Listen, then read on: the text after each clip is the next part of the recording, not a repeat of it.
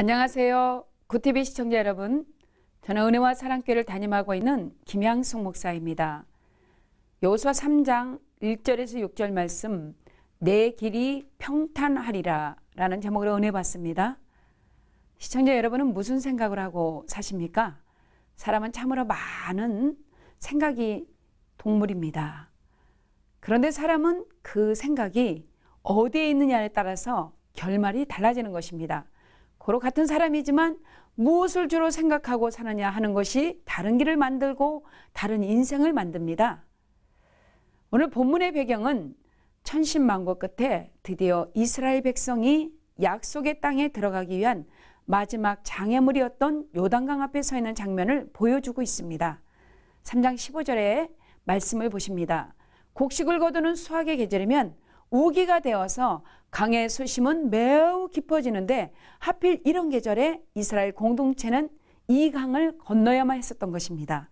어쩌면 이것은 그들에게 있어서 광야 여정의 최대의 시련처럼 보였을 것입니다.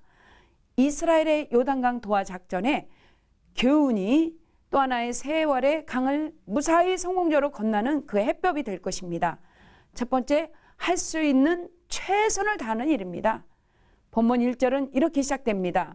또 여호수아가 아침에 일찍 일어나서 그와 모든 이스라엘 자손들과 더불어 시팀에서 떠나 요단에 이르러 건너가기 전에 거기서 유숙하니라. 이제 이 백성의 리더는 더 이상 모세가 아닌 여호수아였습니다. 여호수아는 모세에 비해 탁월한 지도자는 아니었을지 몰라도 그는 믿음의 사람이요 신실한 사람이었습니다. 그는 아침 일찍 모든 백성들을 기상시켜 요단 도하를 준비시켰습니다. 그의 최선을 다하려는 모습을 볼 수 있지 않습니까? 오늘날 믿음에 대해 가장 큰 오해가 있다면 믿음을 아무것도 안 하고 하늘만 쳐다보고 사는 것으로 생각하는 사람이 있습니다.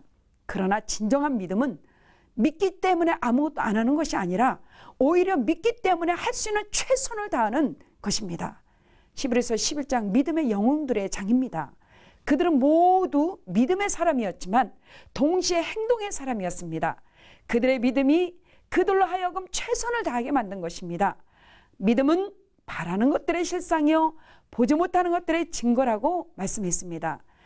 아직도 살아있는 약속의 땅의 그 꿈을 이스라엘은 믿었고 그 꿈을 위해 그들은 비록 요단에 물결이 출렁이고 있어도 이 강을 건너야만 했습니다. 믿음으로 말입니다. 믿음은 할 수 있는 최선을 다하는 것입니다. 두 번째는 자신의 성결함을 준비하는 일입니다. 오늘 본문에서 요단 도하를 위한 준비 과정에서 여호수아는 아주 특별한 요구를 백성들에게 주문하고 있습니다. 5절을 보실까요? 여호수아가 또 백성에게 이르되 너희 자신은 정결하게 하라. 여호와께서 내일 너희 가운데 기이한 일들을 행하시리라고 말씀합니다. 여호수아는 우선 이스라엘 백성들이 요단을 건너는 일이 기적이 요구되는 일임을 알았습니다. 그는 기적을 믿었습니다.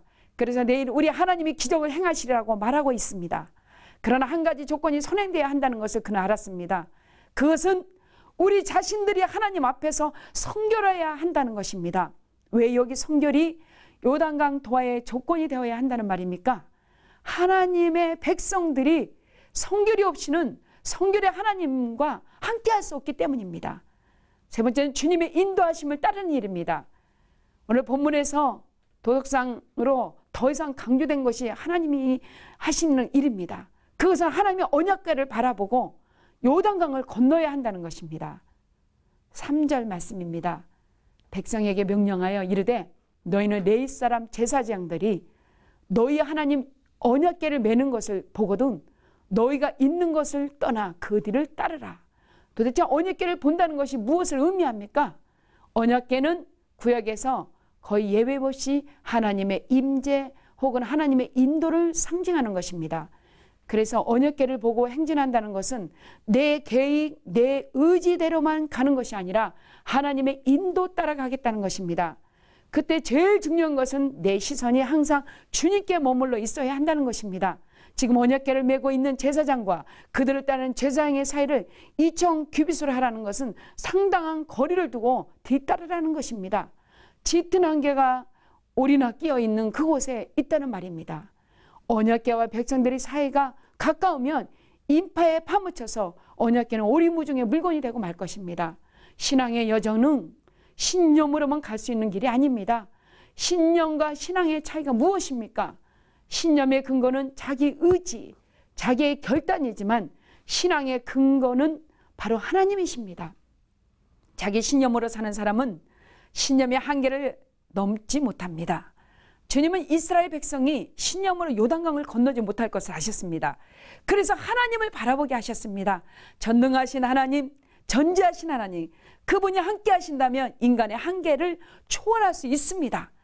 우리 모두의 시선은 주님께 고정할 때 우리의 삶은 주님이 함께 하시고 주님이 일하기 시작할 것입니다. 시청자 여러분, 주님께 우리의 모든 것을 맡기고 사시길 예수님의 이름으로 축원을 드립니다.